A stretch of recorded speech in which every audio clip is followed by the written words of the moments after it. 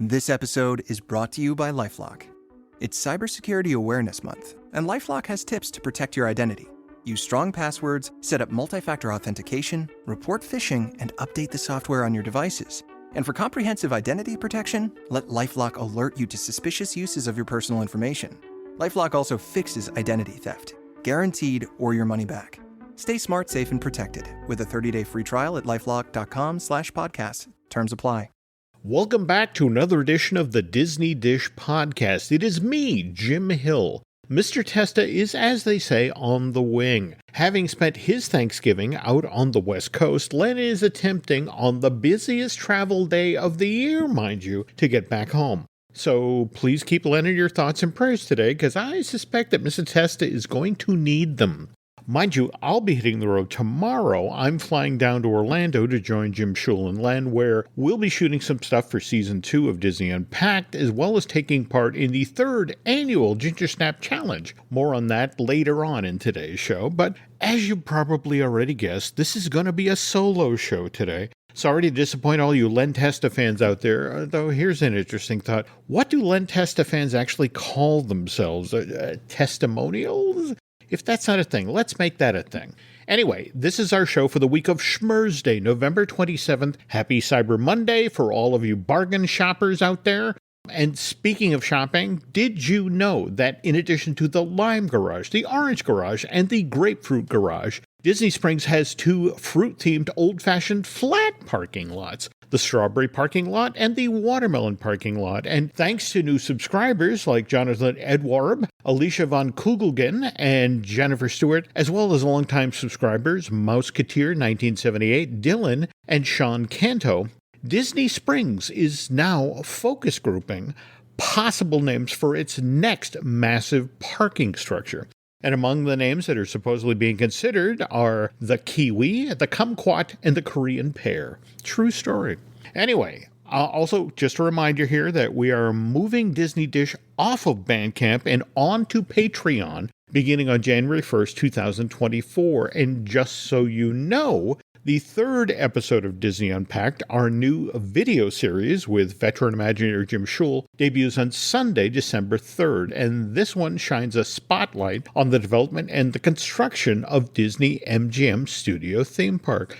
Mr. Schul shares a lot of great behind-the-scenes stories on that project, not to mention some amazing imagery, so be sure and check that out. Okay, now the news. And the news portion of today's show is sponsored by Touring Plan's own travel agency. These obviously knowledgeable folks can help you plan your next trip. Plus, it comes with a free Touring Plan subscription, so please check them out at touringplans.com/dish.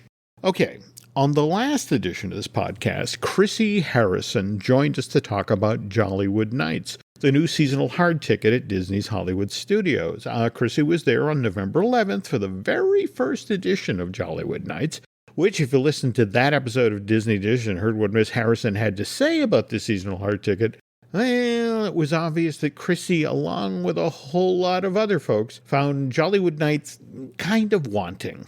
But the good news is Disney Parks, Products and Experience was paying attention to what was being said about the studio's new seasonal hard ticket, and by the time the 2nd Jollywood Nights rolled around on Saturday, November 18th, they had made some adjustments, doing everything like giving party attendees additional places where they could check in, pick up their wristbands, to trotting out additional characters. Folks who went on to the 2nd Jollywood Nights got to interact with Santa Duffy, Jiminy Cricket in his Mickey's Christmas Carol outfit, as well as a holiday-themed Pinocchio. Likewise, Santa Stitch, Snow White and Dopey, and even Mary Poppins with a penguin waiter. This is in addition to the Hollywood Bedeck Fab 5, plus the Phineas and Ferb and Powerline Max that had been available for guests to get their photos taken with at the inaugural Jollywood Nights.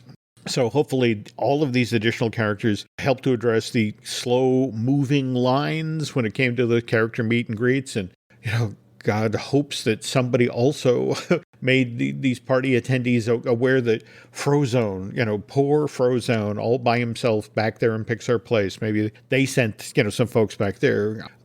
what's nice about this is, given that Jollywood Nights is only a 4-hour-long party, look, nobody wants to waste a third of that time standing in line to get a picture taken with a rare Disney character. So more characters available to interact with guests meant shorter lines.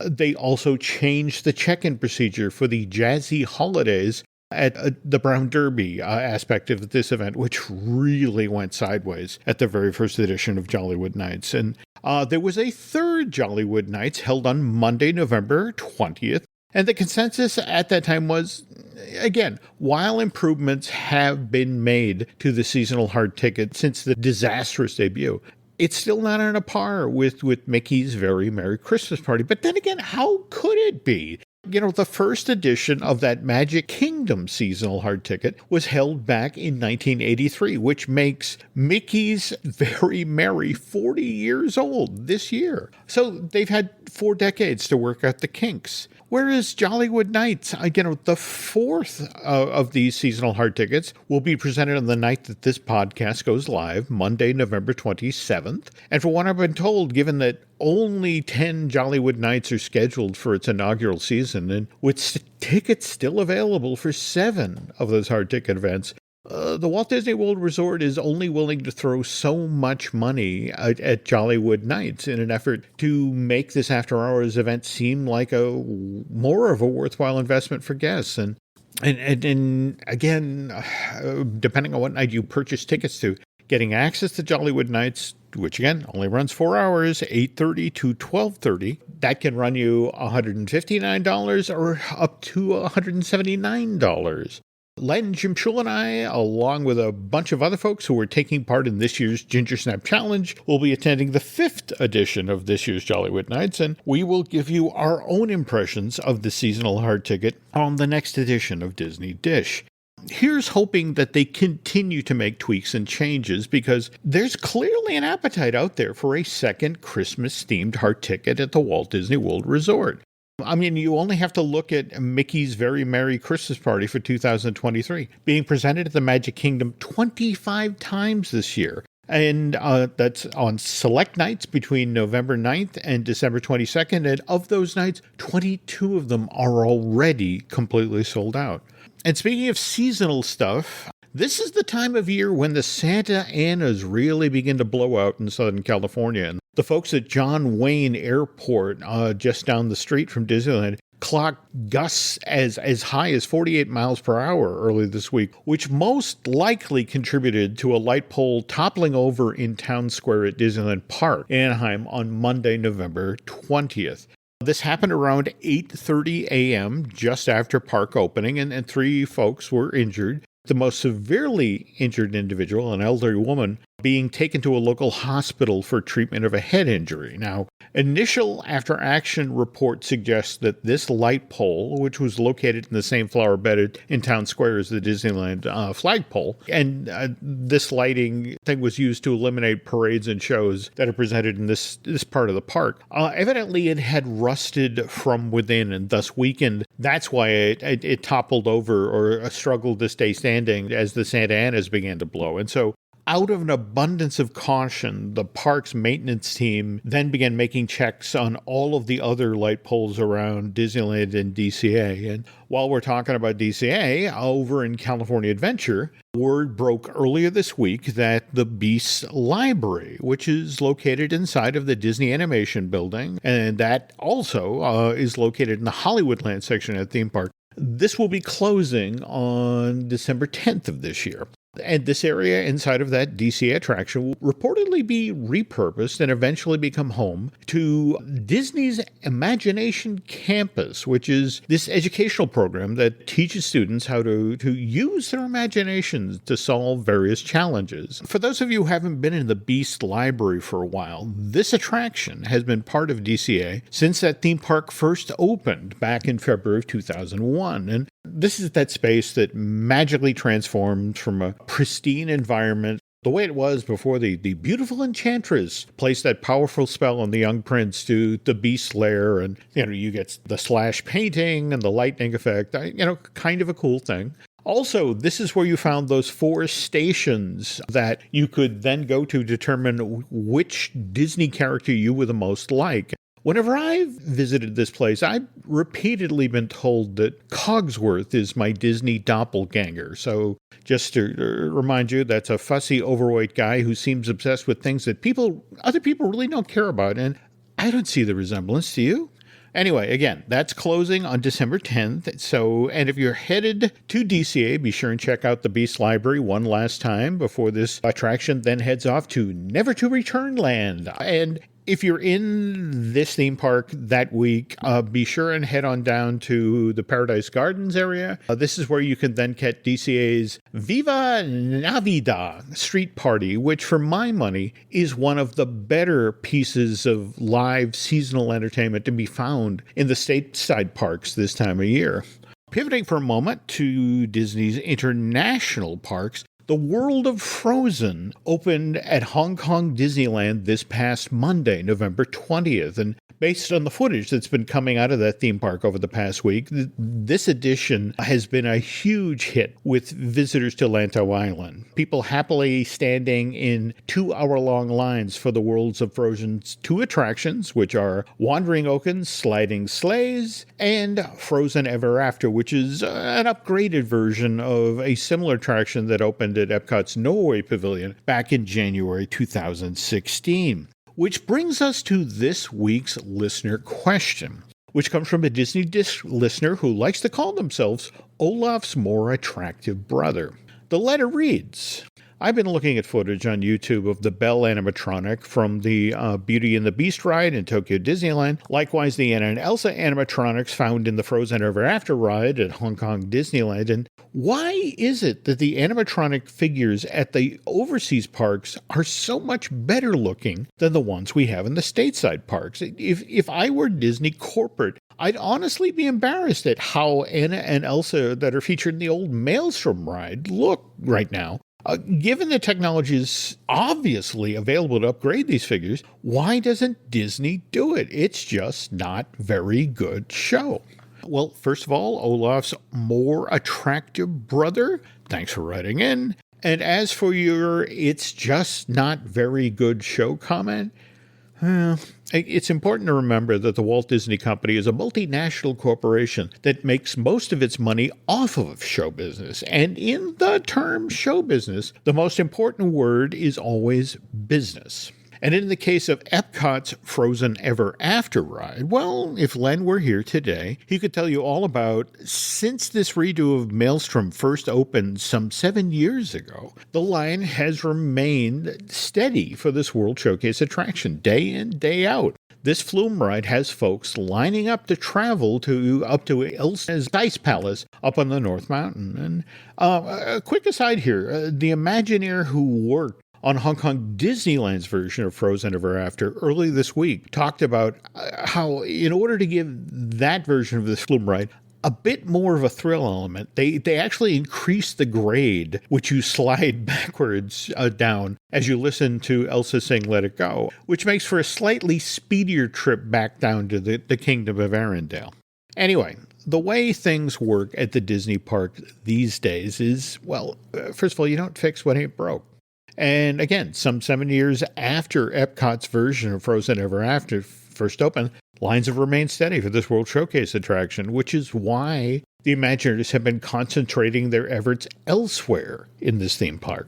Like, for example, finishing up Phase 1 of the World Nature, World Discovery, and World Celebration, reimagining, redoing a future world, which, the way I hear it, the majority of the construction fences that are still up in this part of that theme park are supposed to come down by December 15th, which is the night that Epcot's new nighttime show, Luminous, The Story of Us, debuts. Mind you, I've also been hearing lately that out ahead of the next 2 Frozen films, Frozen 3 and the recently revealed to be in production Frozen 4, which, by the way, are supposed to tell one epic story, which is spread across these 2 films. Disney is planning on revisiting both of Epcot's Frozen-based attractions, the Frozen Ever After Flume Ride, as well as Anna and Elsa's Summer House, the meet and greet next to the ride. Though, again, if I'm being completely honest here, what I heard mostly is it's the summer house side of things that will get the most TLC out ahead of Frozen 3 arriving in theaters, with the priority here being that Anna and Elsa's outfits will then be updated to reflect how these characters look, how they dress in the new film of this ongoing franchise. Back now to that whole show business thing. Look, Epcot's a park that for a number of years now has gotten a lot of money thrown at its Future World section to help transform this part of that park into, well, an extension of all those show kitchens you find around World Showcase Lagoon these days. And the point here is Epcot is no longer Disney World Science and Discovery Park. It's now this resort's year-long party Festival Central. And going forward, Epcot's just going to shift from being Disney World's, it's just going to shift to being the Disney World Festival Park. The Festival of the Holidays will seamlessly slide into Festival of the Arts, followed by Flower and Garden Festival, and then Food and Wine, and then we just come full circle back into Festival of the Holidays. And the changes that have been made to Future World over the past 5 years are to just make sure that the party starts sooner. You will no longer have to hike all the way to World Showcase Lagoon before you can then order food at your first show kitchen or grab yourself a craft beer. You'll be able to do that soon, within a minute of walking out from under Spaceship Earth. Now, again, just to be clear here, we did get a few other new things in Epcot. We got the Journey of Water inspired by Moana, and let's not forget about, Guardians of the Galaxy Cosmic Rewind. That's almost $500 million worth of thrill ride right there. And in the first quarter of 2024, construction on Communicore Hall will finally be completed. And then we'll have a brand new performance venue in the front of this theme park. But after that, it'll be another one of Walt Disney World's theme parks that will then be getting the company's attention, the TLC. Most likely, it'll be Animal Kingdom with its redo of Dino Land USA with the Encanto Indiana Jones retheme, followed by the Magic Kingdom with its Beyond Thunder Mountain project. And then after that, it'll be Hollywood Studios' turn for some serious reinvestment. And I know. We've been hearing from Josh D'Amaro about a $60 billion investment in the Disney parks over the next few years. But here's the thing you need to know if you're an Epcot fan. Once Communicore Hall opens, Epcot then moves to the back of the line in Florida. Again, behind Animal Kingdom, Magic Kingdom, and the studios. So the next time you see the company spend serious money on upgrading Epcot is likely to be 5 to 6 years from now, 2028, more likely 2029. And again, if I'm being completely honest here, given how Disney operates these days, it's likely we'll hear about a brand new project of size being announced for Epcot in 2028 and 2029, only to then have said project open, if we're lucky, in 2030 or 2031. And look, I don't mean to be a Debbie Downer here. There will be new shows in Epcot between now and then. There will be upgrades and changes made to attractions that are already in place, but given the money and the time and the effort that's been spent on Epcot since 2019, it's now time for the company to focus attention on freshening up another park in its Florida portfolio, which is a polite way of saying that those Annas and Elsas in the Frozen Ever After ride in Norway are likely to continue to have their projected faces rather than the cool ones that the animatronic figures at Tokyo Disneyland Hong Kong have. And just so you know, what's interesting about those new faces is that's because the motors and the rotors that power those faces have just gotten so much smaller and more efficient since Epcot's Frozen Ever After first opened in June of 2016. The technology has advanced so much since then, and the Imagineers just took advantage of that sudden leap at technology. And speaking of Disney princesses, when we get back from this break, I'm going to finish up my story about the Disney princesses in the parks, which kind of ties in with what we were just talking about. But first, this. This episode is brought to you by LinkedIn. Healthcare professionals can lead their careers with LinkedIn. Discover jobs by specialty, preferred shifts, and even desired salary. From mental health therapists to radiology technicians, it's now faster and easier for healthcare professionals to find the right fit. Learn more at linkedin.com/healthcare. Side effects may include faster job placement, improved work-life balance, and increased career satisfaction. You don't technically need this car. You say that out loud to yourself. You say, I have no space. You say, I'm just looking. Then you click. Then you zoom in on photo number 87 and whisper, oh no. Then you text a friend, the one who always enables you. You say to yourself, this is the last one, knowing it is not. You don't need this car. But maybe, just maybe, this car needs you. Bring a trailer. It's never just a car. And we're back. Okay, when we left off with last week's feature, we were talking about how after Andrew Mooney, who was the head of Disney Consumer Products at the time, decided to turn the individual Disney princesses into a full-fledged franchise for the company back in January of 2000. And then on the heels of the decision, how the Disney parks launched the Bippity Boppity Boutiques in April of 2006. Inside of a single 6-year-long span, the Disney princesses became this enormous new revenue stream for the company.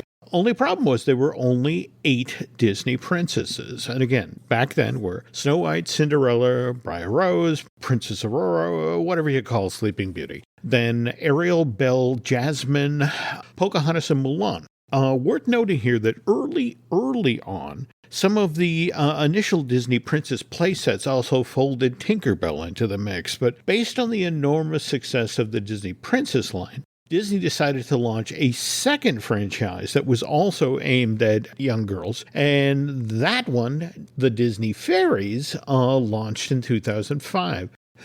Okay, Len and I are going to have to do a separate show on the Disney Fairies on a future Disney Dish, because that's one of those epic length tales with all sorts of corporate intrigue, lots of behind-the-scenes stories that involve folks like John Lasseter and the late Brittany Murphy, not to mention at least 3 canceled Disney Fairies films, Ring of Belief, Tinker Academy, and Tink Meets Peter. But like I said, that's going to have to wait for another time, because we're trying to wrap up the Disney Princess story today.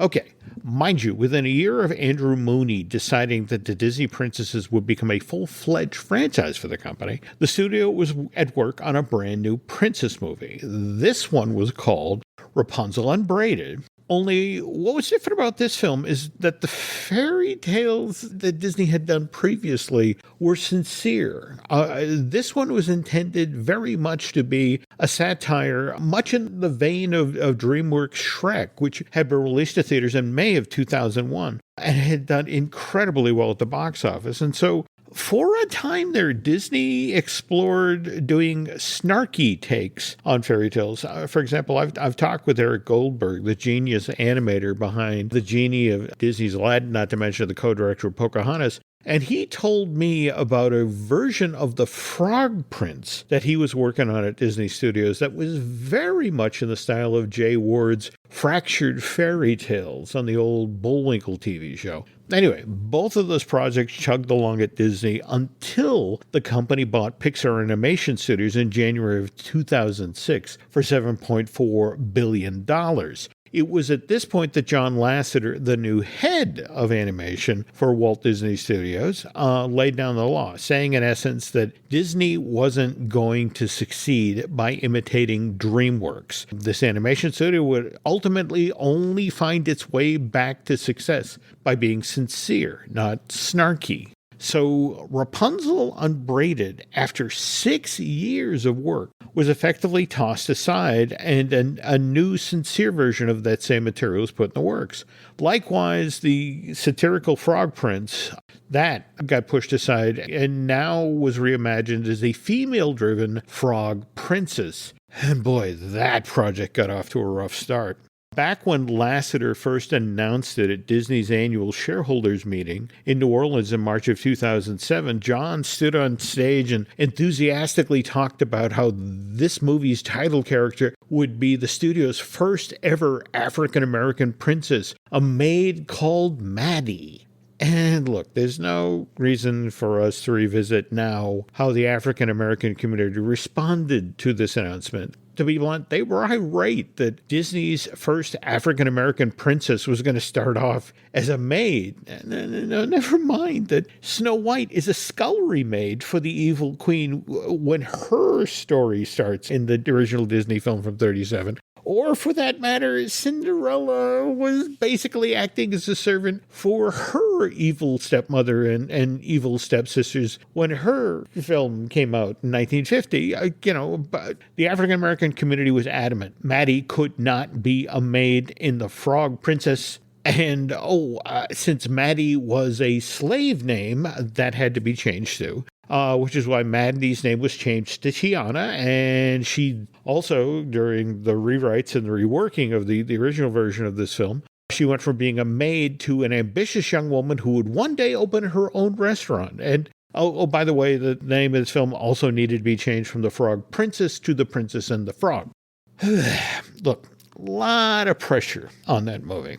And let's not forget that The Princess and the Frog was also supposed to be Disney's first hand-drawn film since the studio officially said that it would stop making animated features in that style back in 2003. And this was just a lot to ask of one film to deliver so much and also be entertaining and help expand the Disney Princess franchise. Which is why when Disney's Princess and the Frog opened in theaters in November of 2009, didn't exactly set the world on fire. WDW effectively said, okay, we don't necessarily need to rush this one into the parks. Similarly, when Tangled came out in December of the following year and did better at the box office, but was still weighed down by a $260 million production cost, which included the cost of making the earlier aborted Rapunzel and Braided that, remember, the studio spent 6 years working on. So again, that wasn't one that was necessarily rushed into the parks either. And 2 years after this, Pixar tries its hand at a princess movie. Now, mind you, Brave started out as a Brenda Chapman movie, but she was eventually pushed off of the project, and Mark Andrew was effectively brought in as her co-director, but really took over the film. By the way, it was on this project that Pixar's reputation started to get sullied, and word began to get out about how it was more of a boys' club than, say, the innovative studio that had been previously advertised as. All right, none of these new princess movies were full-on monster blockbusters. They did good. But the park's approach to these projects was largely, okay, let's use the old playbook. We'll do meet and greets, they'll appear in parades, fairly standard stuff. And now, mind you, if we pivot back over to Disney consumer products, Tiana, Rapunzel, Merida would definitely help expanding the overall appeal of the Disney Princess product line. And since little girls and boys were regularly coming to the Disney parks and asking to meet these new Disney princesses, well, that led to the creation of, not just Fantasy Fair at Disneyland, which opened where the old Carnation Gardens Plaza stood in that theme park. This was in March of 2013, but 6 months after that, Disney Princess Fairy Tale Hall opened at the Magic Kingdom in September of 2013. That actually replaced Snow White's Scary Adventure at that theme park. And the beauty of these two locations, Fantasy Fair in California and Fairy Tale Hall in Florida, is that they were a flex space, meaning that a rotating assortment of Disney princesses could be cycled through these spaces and do meet and greets. And that was the thinking, that let's create something that doesn't have to be any one princess specific. We can bring a bunch of them through. That changed just 2 months after Princess Fairy Tale Hall opened at the Magic Kingdom of Florida, because November of 2013, that's when Frozen opened in theaters, and the world of Disney princesses changed forever. Here was the first Disney princess movie to make over $1 billion on its initial theatrical run. And that, honestly, was what then made the Disney parks and the Imagineers decide, okay, This one we're not going to wait on. We're going to capitalize on this film right now, which led to the sing-along that opened at Disney's Hollywood Studios the following summer, not to mention Frozen Ever After opening at the Norway Pavilion in 2016. And let's not forget about the first World of Frozen Land that opened at Hong Kong Disneyland just a week or so back, with a second set of Frozen rides opening at Tokyo Disney Seas as part of that theme park's Fantasy Springs expansion in 2024. And beyond that, there is the second World of Frozen that will be opening at Walt Disney Studios Park in Paris in 2025.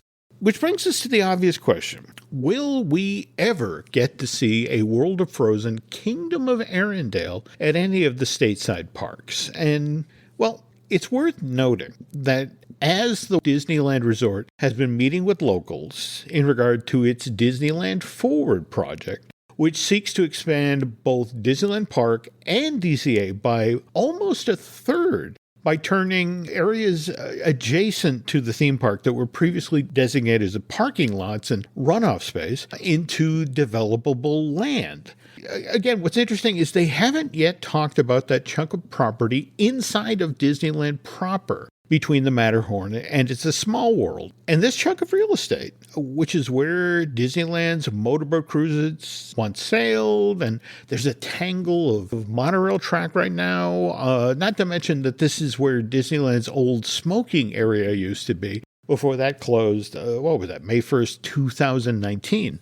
This has often been mentioned as a possible location for a West Coast version of the Kingdom of Arendelle. And with the notion that the backside of the Matterhorn, again, this is kind of an interesting conceit. The Matterhorn facing into Disneyland, strictly the part that faces Main Street USA, Tomorrowland, Adventureland, and the like. That would still be Matterhorn Mountain. On the other hand, if you were standing in Fantasyland on your way to, say, Mickey's Toontown, and you look back, on this side, the Matterhorn would now be North Mountain, where Elsa's Ice Palace was located. In fact, Hong Kong actually features a forced perspective miniature version of Elsa's Ice Palace, and I guess they were talking about doing much the same thing in Anaheim. But anyway, what's going to drive this, folks, is Frozen 3 and Frozen 4. And if they prove to be like the two films that preceded them. Now remember, Frozen 1 made $1.2 billion worldwide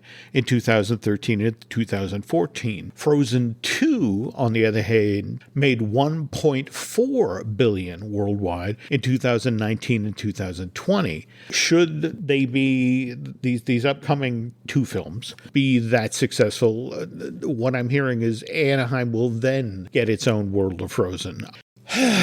But that will also have to be on the other side of the Kingdom of Arendelle that, again, is going to open at Walt Disney Studios Park in Paris in 2025.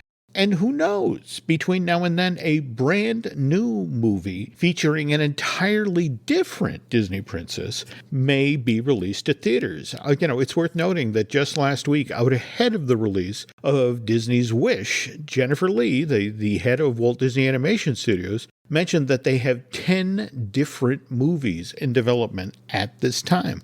So long story short, folks, the tale of Disney princesses in the park may not be over just yet. These things take time. After all, Princess and the Frog was originally released in theaters in November of 2009, and it wasn't till 10 years later, in 2019, that Imagineering first began exploring the idea of turning Splash Mountain in California and Florida into Tiana's Bayou Adventure. And, let's not forget about the Tangled ride that will be opening as part of Fantasy Springs at Tokyo Disney Seas next year, and the Tangled Spinner that will open at Walt Disney Studios Park in Paris in late 2024, 2025. I mean, what is it the fairy godmother says in Cinderella? Even miracles take a little time, so hang in there. More Disney princess-related park is definitely headed into the parks, and some of that stuff will be stateside. Anyway, that is going to do it for this week's show. And provided that he doesn't get tripped up by the TSA, Len should be back behind the mic in time for next week's Disney Dish.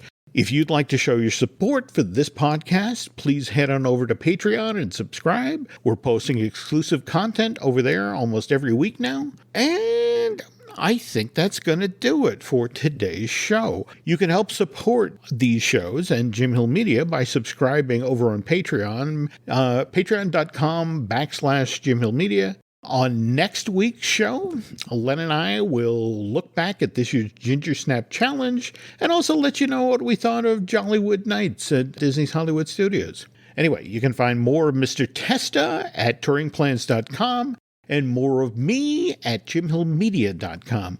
Oh, and if you could do Len and I a favor, please swing by iTunes and rate our show. More to the point, tell us what you'd like to hear next. For Len, this is Jim, and we will see you on our next show.